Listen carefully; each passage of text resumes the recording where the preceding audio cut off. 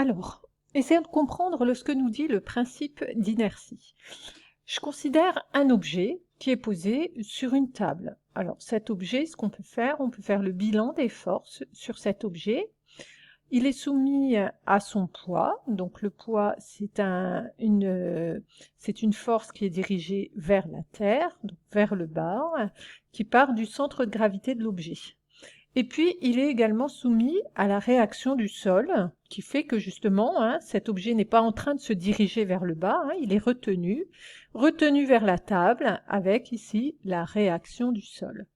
Et ce qui fait que cet objet ne bouge pas, on arrive à le comprendre intuitivement, c'est parce que justement, ces deux forces-là, le poids et la résistance du sol, elles se compensent, c'est-à-dire que la somme de P plus R est égale à 0, et c'est ça qui explique que notre objet est immobile. Objet immobile. Alors justement, le principe d'inertie, qu'est-ce qu'il nous dit? Il nous dit que tant que les forces qui s'appliquent sur cet objet vont se compenser, notre objet va rester toujours à la même vitesse. Alors ici, mon objet au départ était comment? Il était immobile, il avait une vitesse égale à 0.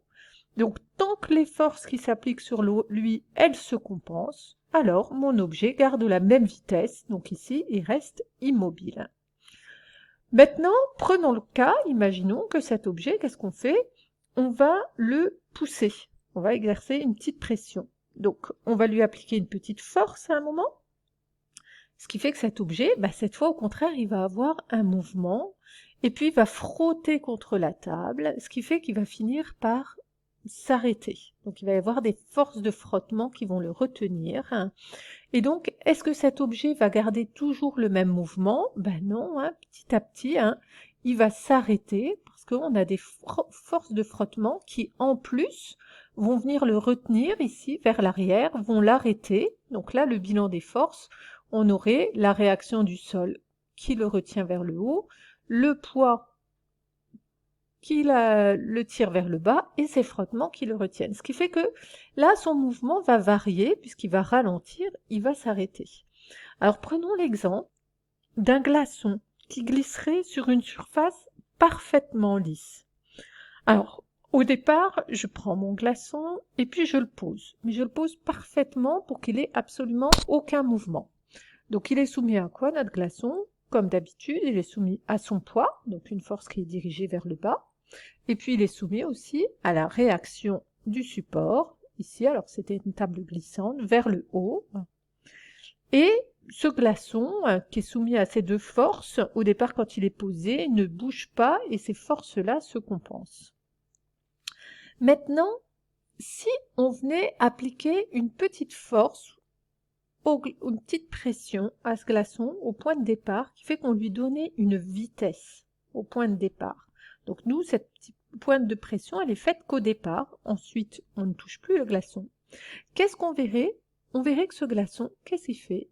Il avance, mais si c'était parfaitement lisse, est-ce que ce glaçon s'arrêterait ou ne s'arrêterait pas?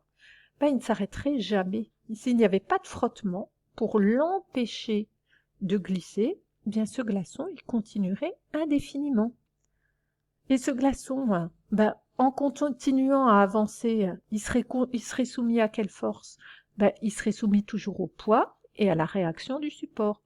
On considère que c'est complètement lisse, il n'y a pas de frottement. Est-ce que nous, on est encore en train d'exercer une force pour l'entraîner, pour l'amener à avancer? Non, cette force n'a été appliquée qu'au départ.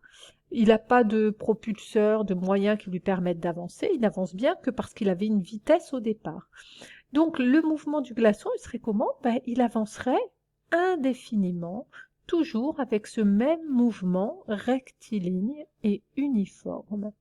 Donc là, on constate que tant que notre objet est soumis à des forces qui se compensent, donc ici dans notre cas, P plus R est égal à 0, il avance toujours de la même façon, toujours avec un mouvement rectiligne uniforme. Je rappelle, le mouvement rectiligne, on avait vu, quand on regarde la chronophotographie d'un mouvement rectiligne uniforme, c'est c'est un objet qui parcourt la même distance pendant la même durée, hein, toujours selon la même direction. Et donc, ça s'écrit aussi, mouvement rectiligne uniforme, ça s'écrit aussi la vitesse, le vecteur vitesse est constant. Donc là, on avait jusque-là, lorsque les forces qui s'exercent sur un objet se compensent, alors l'objet est immobile. Mais attention, pas seulement. Lorsque les forces qui s'exercent sur un objet se compensent, alors soit l'objet est immobile, parce qu'au départ il était immobile, soit l'objet aura un mouvement rectiligne uniforme. Alors, d'un côté, avoir le mouvement rectiligne uniforme, on a dit que ça s'écrivait V égale à constante. Avoir un objet immobile, ça s'écrit V égale à 0. Et 0 est une constante, donc d'une façon générale, le principe d'inertie nous dit que lorsque les forces qui s'exercent sur un objet se compensent, alors V est constant. Donc l'objet est immobile ou en mouvement rectiligne uniforme. Réciproquement, un objet dont la vitesse v est constante est un objet qui est forcément soumis à des forces qui se compensent. Donc, pour résumer, on écrira le principe d'inertie de cette façon-là. Si j'ai un objet dont la somme des forces, donc ce signe-là signifie la somme des forces est égale à 0, alors il a une vitesse qui est constante. Ça, je rappelle que ça veut dire qu'il est soit immobile, soit en mouvement rectiligne uniforme. Et inversement, si j'ai un mouvement, un objet qui a une vitesse constante, qui est soit immobile, soit en mouvement rectiligne uniforme, alors ça signifie que, donc là j'ai remis une double flèche dans les deux sens, alors ça signifie qu'il est soumis à des forces qui se compensent. Donc voilà, ça c'est le principe d'inertie. On va donner un petit exemple. Si je donne la chronophotographie d'un objet et que je montre, que je vois avec cette chronophotographie qu'il a un mouvement rectiligne uniforme, alors, d'après le principe d'inertie, qu'est-ce que je sais? Je sais qu'il est soumis à des forces qui se compensent. À des forces qui se compensent.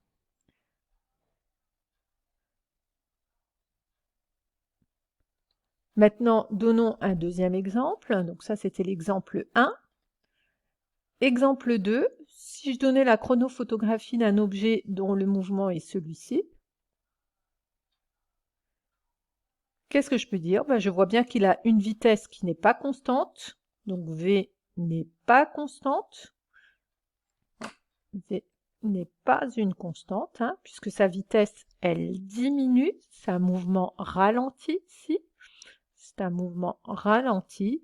Donc, d'après ce qu'on appelle la contraposée du principe d'inertie, qui est un petit peu la réciproque, eh bien, je sais qu'il n'est pas soumis à des forces qui se compensent. Il n'est pas soumis